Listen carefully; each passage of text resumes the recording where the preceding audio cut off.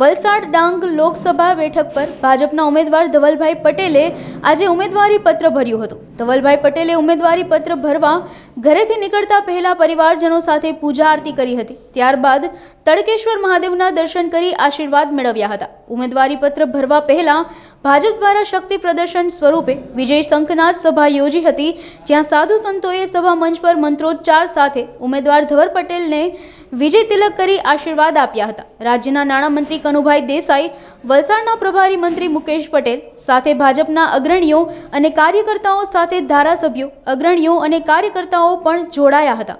આજે વલસાડ ડાંગ 26 લોકસભા સીટ માટે લોકપ્રિય ઉમેદવાર શ્રી ધવલભાઈ પટેલનું ફોર્મ ભરવામાં આવ્યું અને એ ફોર્મ ભરતી વખતે કાર્યકરોનો ઉત્સાહ અનેરો હતો અને જે રીતે કાર્યકરોનું સંમેલન થયું એક વિજય સંકલ્પ રેલી સમાન હતું અને દરેક કાર્યકરો રેલીના સ્વરૂપે કલેક્ટર ઓફિસ સુધીની મર્યાદામાં આવ્યા અને ત્યાર પછી એમનું નામાંકન કરવામાં આવ્યું। જે રીતે કાર્યકરોનો ઉત્સાહ છે, આ સીટ 100% ભારતીય જનતા પાર્ટી જે રીતે લક્ષ્યાંક નક્કી કર્યો છે એ પ્રમાણે જીતશે।